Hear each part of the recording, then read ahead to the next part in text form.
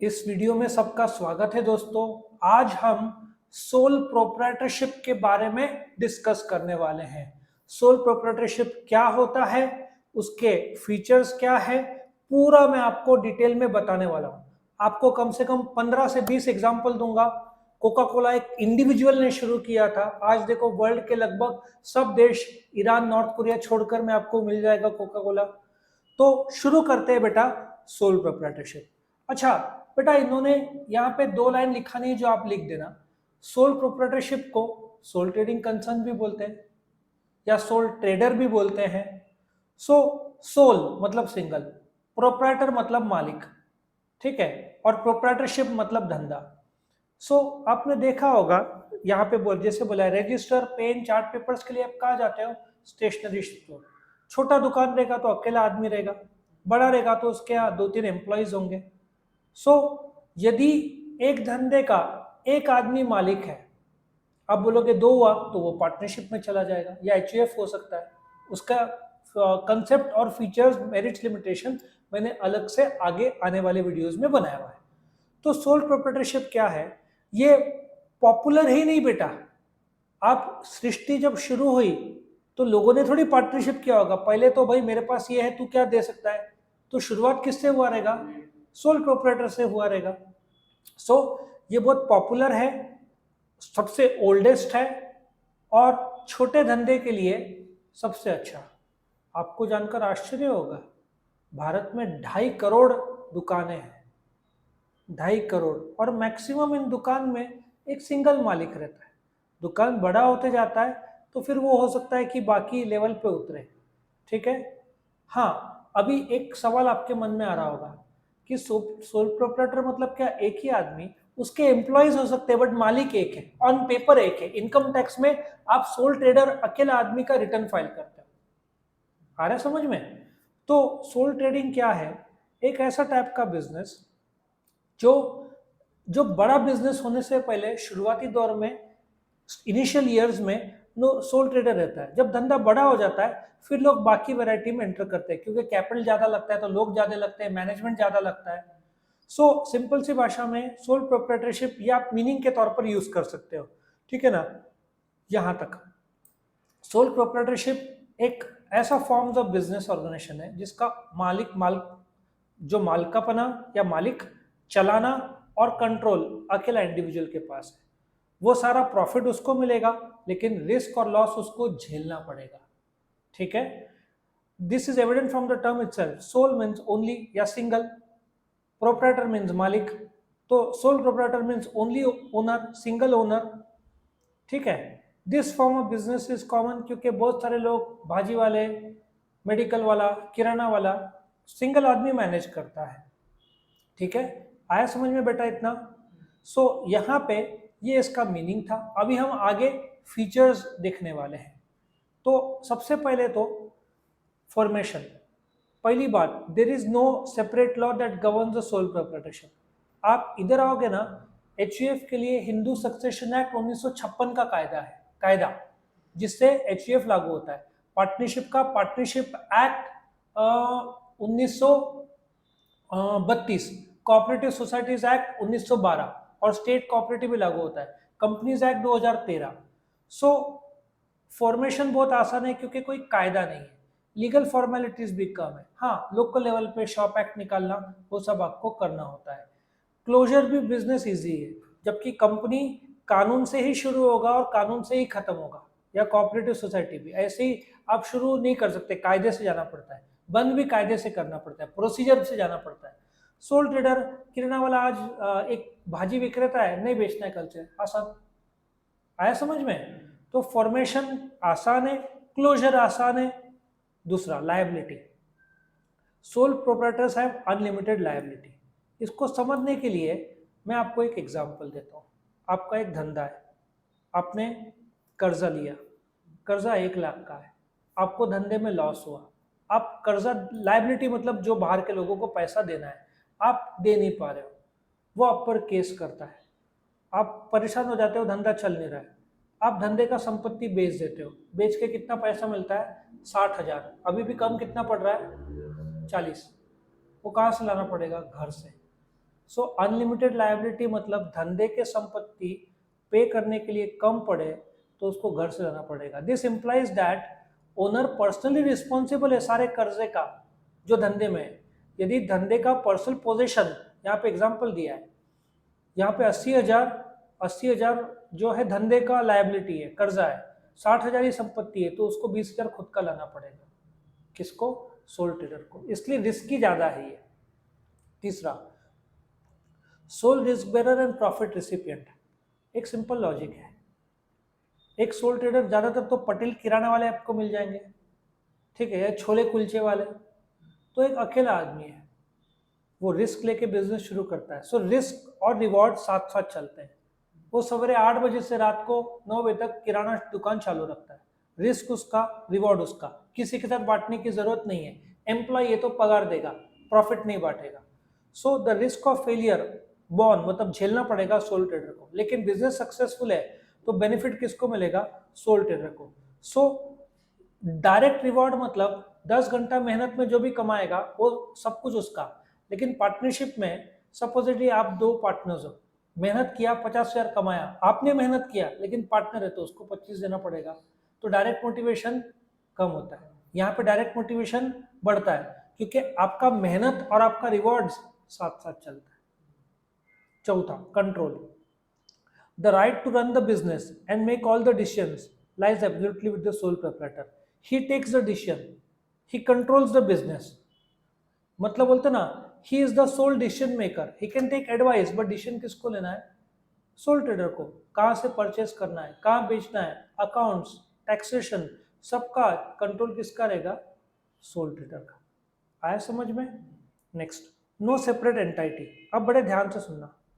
क्या आपने रिलायंस, चलो मारुति का एग्जांपल लो। मारुति कब फॉर्म हुई थी? 1983। पहली कार उन्होंने डिलीवर किया था दिसंबर 1983 को। प्राइम मिनिस्टर इंदिरा गांधी जी के हाथ से, आई थिंक हरपाल सिंह जी नाम के एक इंसान थे, उनको पहली मारुति 800 दी गई थी। तो आज मारुति उद्योग लिमिटेड को आप जानते हो। अच्छा, मारुति कंपनी है, कंपनी के मालिक कौन होते हैं? शेयर होल्डर्स होते हैं जो उसके शेयर्स खरीदते हैं। चलाता कौन है कंपनी को? डायरेक्टर्स। सो आपने मारुति पर केस किया या रिलायंस इंडस्ट्रीज पर केस किया तो मुकेश अंबानी पर केस होता है? नहीं। मालिक शेयर होल्डर्स पर केस होता है? नहीं। रिलायंस इंडस्ट्रीज, मारुति, इनको सेपरेट अस्तित्व दिया हुआ है, कानून उनको नाम से जानता है। आया समझ में? तो जब केस होता है तो कंपनी पर होता है, एम्प्लॉय, शेयर होल्डर्स, डायरेक्टर्स पे नहीं होता। इसको बोलते हैं सेपरेट लीगल स्टेटस या separate legal entity. Soul trader को नो सेपरेट लीगल एंटाइटी है। एग्जांपल देता हूँ, एक पटेल किराना शॉप है और आदमी का नाम है केशु भाई पटेल या राजू भाई पटेल। आप पटेल किराना शॉप पर केस करते हो तो ऑटोमेटिक राजू भाई पटेल पर केस होता है जो उसका मालिक है, क्योंकि दोनों कानून की दृष्टि से अलग नहीं है। अब आपके मन में सवाल आ रहा होगा, ऐसे क्यों? क्योंकि वहां रजिस्ट्रेशन कंपलसरी नहीं है। कंपनी कोऑपरेटिव के लिए रजिस्ट्रेशन कंपलसरी है तो उनको सेपरेट लीगल स्टेटस मिलता है। आया समझ में? उनको सेपरेट लीगल स्टेटस मिलता है, मतलब कम रिलायंस को कानून अलग नाम से जानता है। आपका दुकान है तो कानून आपको और आपके मिस्टर राजू पटेल और पटेल किराना शॉप को एक ही मानेगा, अलग नहीं मानेगा। आपको समझ में है मैं क्या बोल रहा हूँ? तो यदि आप पटेल किराना शॉप पर केस हुआ तो ऑटोमेटिक मिस्टर राजू पटेल पर केस होता है जो मालिक है, क्योंकि कानून की दृष्टि से दोनों एक ही है। अब रिलायंस पर केस हुआ तो मुकेश अंबानी जो कि बड़े शेयर होल्डर और डायरेक्टर है उन पर केस नहीं होता। क्या समझ में आया concept? No separate legal entity.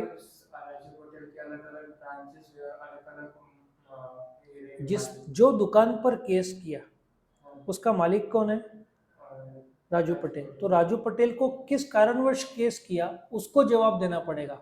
मतलब दुकान पर केस हुआ, ब्रांच पर भी केस हुआ तो भी राजू पटेल पर केस होगा माना जाएगा और उसको जवाब देना पड़ेगा। आया समझ में? सर अगर प्रोडक्ट पे राजू पटेल के ऐसे केस हुई तो?